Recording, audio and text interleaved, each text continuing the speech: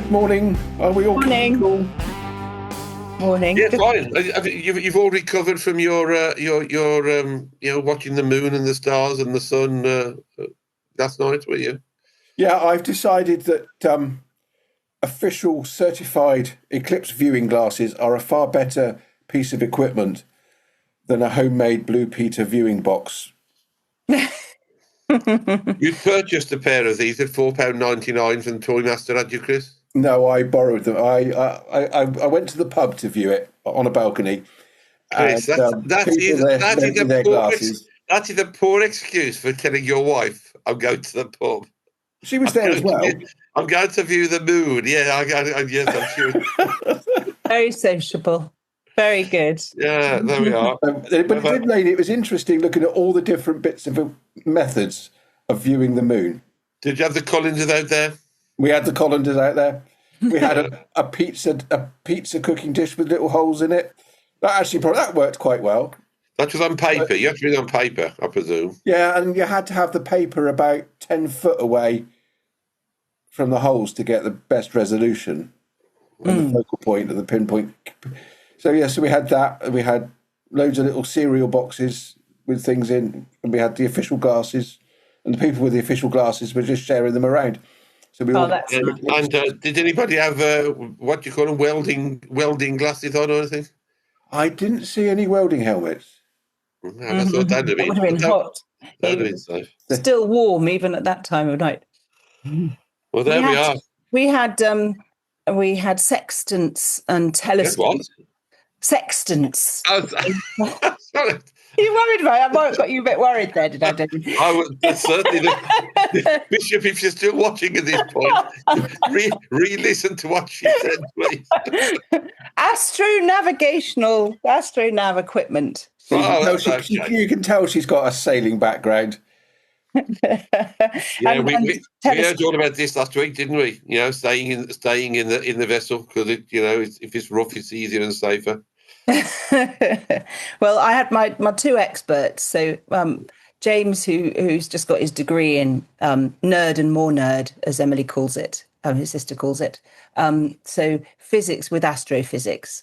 So he was there, and Rob, who's definitely very engineering and into his astronavigation. So they were up there with their telescopes and goodness knows what. And actually, but the best thing was just a piece of paper. Yeah. Having the thing reflected through various telescopes and things onto paper. We had lovely. The light was good, and we actually also got to see sunspots, I think, somehow, and reasonable amount of detail. Yeah, I did see a few of the meteors the day before from this Persian shower. Oh, it was quite clear. It was quite clear on Tuesday night over here, and. When I was taking the dog, I looked up and saw flying across, which was nice. But I would have happily been in the pub with Chris and all the colanders and everything else. Yeah, well, I'm sharing of the glasses. After what you said earlier, which is had the bishop on her back with her legs in the air. Got everybody terribly worried. Yeah, there we are. Well, we've got a lovely story, which I'm going to read from Matthew's Gospel, and then we'll try and put a bit of sense for a few minutes into it. And go from there. This is from Matthew chapter 15, verses 21 to 28. Jesus went away to the district of Tyre and Sidon. A Canaanite woman from that region came out and started shouting, "Have mercy on me, Lord, Son of David. My daughter is tormented by a demon." But he did not answer her at all. And his disciples came and urged him, saying, "Send her away, for she keeps shouting after us." He answered, "I was sent only to the lost sheep of the house of Israel." But she came and knelt before him, saying, "Lord, help me." He answered, "It's not fair to take the children's food and throw it to the dogs." She said, "Yes, Lord, yet even the dogs eat the crumbs that fall from their master's table." Then Jesus answered her, "Woman, great is your faith. Let it be done for you as you wish." And her daughter was healed immediately. Well, there you go. So therefore, who is it that Jesus isn't bothered with? only sent to the lost sheep of the house of Israel. Mm. So the lost sheep of anywhere else, Jesus says, I'm not interested. Discuss. That's my first reaction to that reading. I think Jesus is the background to that text. I think he's quite tired and weary and trying to get away from all the crowds and all the rest of it, because he's gone to Tyre and Sidon to Gentile places, probably to get away from the crowds of people pressing in on him, I imagine, still.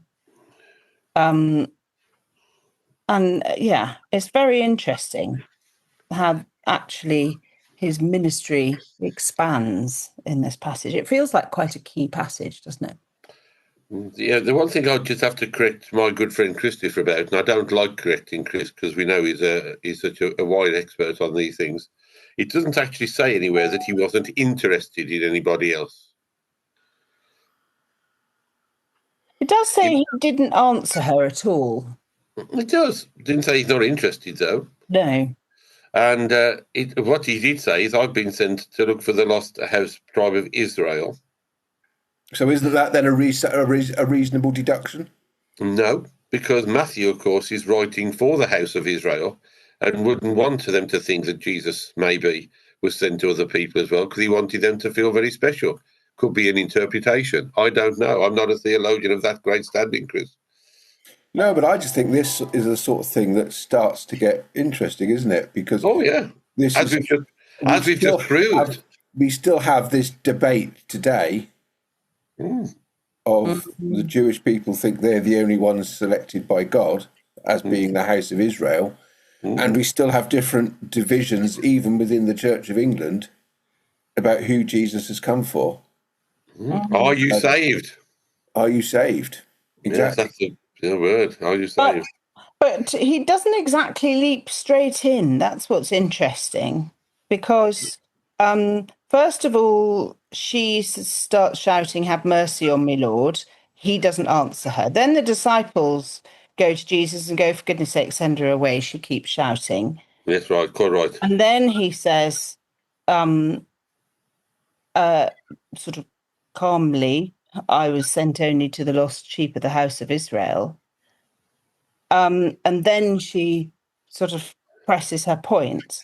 So I never know whether I would so have loved to hear the tone of voice with which Jesus is speaking, because, of course, it looks flat on the page.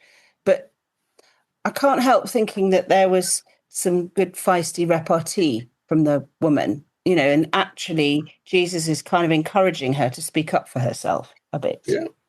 Well, he doesn't knock her back for speaking up, does he? No. I mean, was he just almost like testing her to see how determined she was?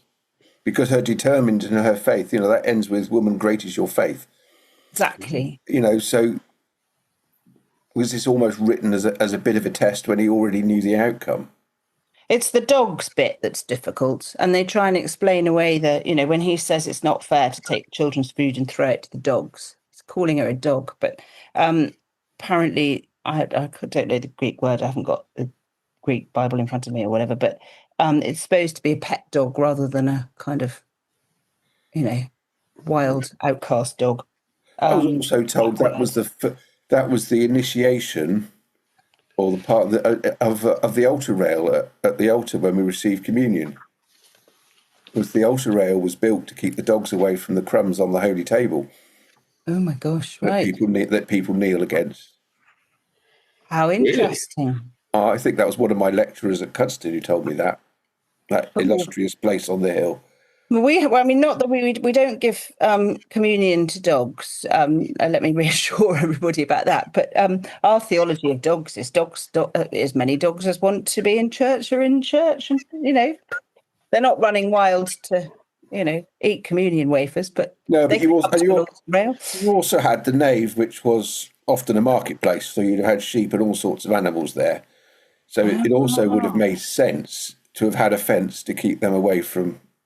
Okay, mess around the holy table. That's really interesting, very practical. So it isn't really about, come on your knees and be lowly while the priest stands above you kind of thing. It's No, not that well, at all. Very practical. Well, we don't have any altar rails in Beaminster. They were removed years ago, so people stand around an open area of the table. I'm having some interesting debates because I'm doing a communion service at the end of the month in a church that on the site of a church that was demolished in the 70s. And I've got people who are saying, can we carry up an altar rail because people want to kneel at the place where the altar is rather than receive standing. Oh, interesting. Which is really interesting how people really value. They do. That. Yeah. When we've had that in our churches, people really want to come up. Sometimes people, when they're very infirm, really, really want to come up and kneel at the altar rail. And when I've done a nave altar before, it felt really weird because you do a nave altar, you consecrate the bread and the wine, and then move to the high altar so people can go up and kneel at the high altar to receive. No, we don't, Chris. We just stay where we are. Yeah, I think that was when I was a curate and I wasn't the sort of person to change rules. We just stay where we are. But no, it's just interesting how people take all of that, and that's all about us being able to approach God. So the woman, let's get back to the story, because I'm interested in the woman a little bit more, because, Callie, you've raised one or two interesting things about the woman. First of all, she comes and she was shouting. No, that's okay. She's just trying to draw attention to herself, or get Jesus to pay attention. Yeah, cope with that. And she was saying, have mercy on me, as if she was to blame for her daughter being ill. Does that make sense? Mm-hmm. Yes, or is it have pity on me because I'm here? Is Well, it could be. Yeah, could be. I don't know in that context.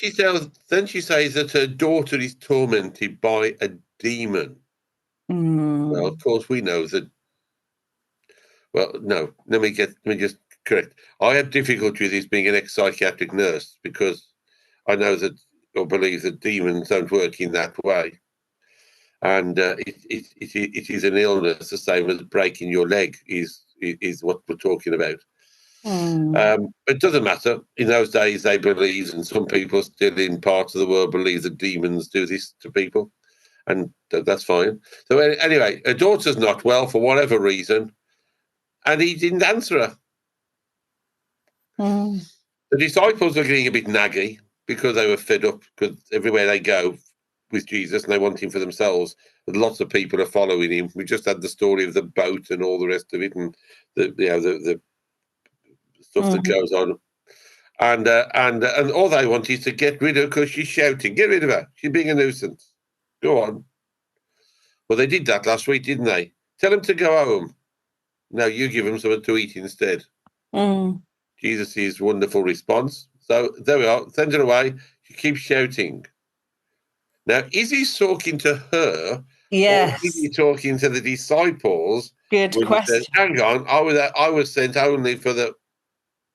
I think he was talking to the disciples. I don't think he was talking to the woman at all. Or I don't think he was addressing the woman in that statement. I think he was addressing the disciples again, because he's fed up of them, isn't he? I'd be fed up with them if I was Jesus, because they're idiots, half of them. But they follow him around. And why is he saying that to the disciples? Why is he saying, I was sent only to the lost sheep of the house of Israel to the disciples? Well, why would he say to the woman? You could almost read that in. You've got two buts in consecutive verses, haven't you? Yeah. His disciples came and urged him, send her away, for she keeps shouting. And he answered the disciples, I was sent only to the lost sheep of the house of Israel. Yeah.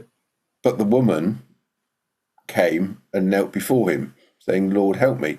So it's almost ambiguous translation, which is probably where you want to go back to the Greek, or even do what Callie said. You'd want to be there to hear the tone, the intonation, and the feel of what was said. But I think you can probably add all that into what David's just said, in that it's Jesus' prime mission, I think, or part of it, was training the disciples to be his disciples after he's gone. That's right. So he's almost saying, actually, my prime mission is this. I think it's that. I think his prime mission is that. And yet there's an expansion. I think this is terribly helpful. I wonder how helpful this story was to Peter and to Paul in later years, in the time of Acts, when they're wrestling with mission to the Gentiles, expanding the mission to the Jews to the Gentiles, if you see what I mean. Mm-hmm. I imagine this story is very helpful to them, and what they witnessed here was helpful because there's a significant expansion, and do you think she changed Jesus's mind or not? I think she did. Because I think if she hadn't persisted, Jesus wouldn't have healed her daughter. Or you could even take it of her daughter was healed because of her faith, which she demonstrated. So rather than putting it onto Jesus, it's the woman, great is your faith. So, and don't the crumbs, they remind me of the mustard seeds, which hasn't come all that much earlier in Matthew's gospel. You know, faith, if you've even got faith the size of a mustard seed, it's enough. Yeah, another one, a slightly different subject, is I often pick up on this. We meet a lot of people, and I'm like it. If it's God's will, if it's God's will, if God wants this, then this will happen. But I think here you got another example of sometimes God wants us to be persistent. And actually, in what we pray for and what we do, we are capable of influencing the work of Jesus, which puts a huge responsibility on all of us. And I'm not talking about just the three of us that have got little white collars around our neck, but actually all Christians have a chance to influence how God works in this world. I really like that angle, persistence. I mean, it's like a lot of the healing parables, isn't it? The woman who had the bleeds for 30 years or whatever, it's only by persistence that, and touching Jesus' cloak was enough. She believed. Then you've got the people who lowered the man on the stretcher through the roof. Now that's persistence to the ultimate, isn't it? That's to clamber up with somebody up a roof, up a ladder, and get him on there and still lower him down. So I think it is about persistence. So that's about faith in general, isn't it? We just have to keep going, despite the hard times and the knockbacks and the insults and the letdowns. You know, I was saying before we came and recording that Joe and Emma had arranged these two fantastic outreach projects for one of the communities, and no one turned up at either of them. That is a knockback. It's horrible stuff. We've all been there. I've done things where people haven't turned up, and when you put a lot of preparation in. Well, this woman had done, we don't know what she'd done before. She could have prayed non-stop day after day after day. She took the opportunity that Jesus was in her area and jumped in quickly, didn't she? And I never understand, if I'm quite honest, however much, and I like your idea of the crumbs, being the mustard seed, I never understand that statement. It's not fair to take the children's food and so, because it doesn't actually mean anything with what he's just been doing, does it? No. And then she replies, which would be a natural reply to that kind of question, yeah, but even the dogs can eat the crumbs that fall from under their master's table. One thing as you reread that sprang to mind, that's sort of implicit in what Jesus is saying there. I still find those words terribly difficult that Jesus said, but there's something about he is healing people left, right, and centre. He's doing loads of healings all over the place, but actually, what matters to him is the spirit in which people come to be healed, and actually the deeper healing of, remember when he raises Lazarus from the dead. Lazarus will go on to die again, so there's almost a sort of, so what with this spectacular doing of miracles, much more important is the heart.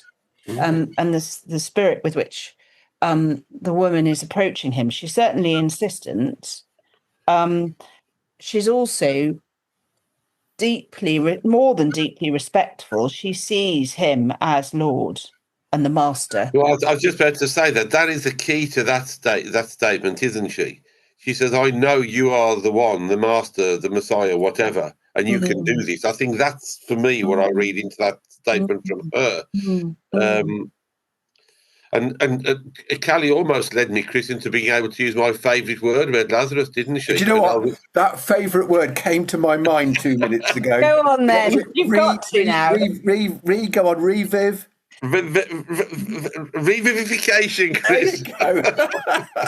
Thank you, Callie. It's been a long time since we used that word, so there we are. Dear viewer, the viewer knows it very well indeed. They've heard it so often. We should have bingo every time. Revivification bingo. Got it. You can just imagine on QI when you get that big klaxon that comes up. Yeah, that's right. Yeah. So there we are. The ending to that is the perseverance, trust, faith, diligence, maybe even shouting pays off. Yeah. Jesus just says, "Woman, great is your faith."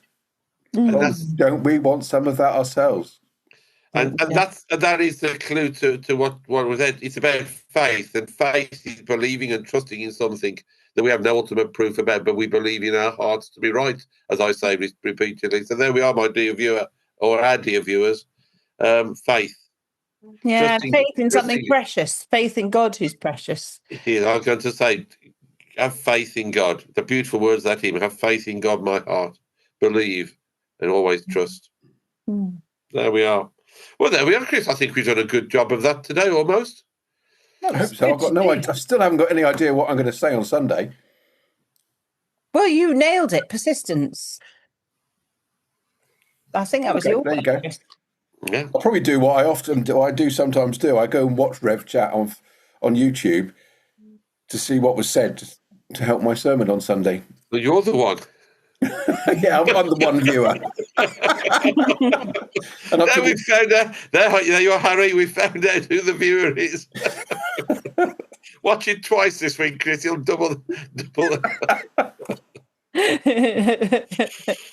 Excellent. Well, thank you, Paris, very much. From North Wales, no doubt. Yeah. Are we all around next week again? I think we should be. Yeah, I think so. But not the week after, because that'll be Mel Plath's show. It will be. So we have to do it. Could we do it a day? Could we do it a couple of days earlier? We'll discuss that next week. And you can come to if you're coming, come to the church's tent, where you'll be met with a plum. Children's activities, eco stuff, all sorts. Even Chris. Well, there you go. Get his autograph. There we are. I think we should have some Deanery mugs with your face printed on them, Chris, so you can give them out on the day.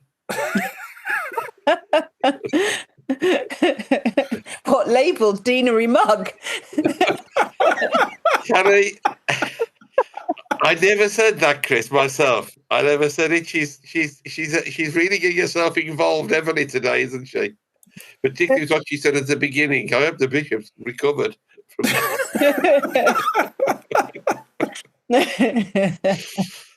on the balcony with no, I'm not saying it myself. There we are. Dear viewer, great to see you. We'll see you all next week. Bye now. Bye. Well, that was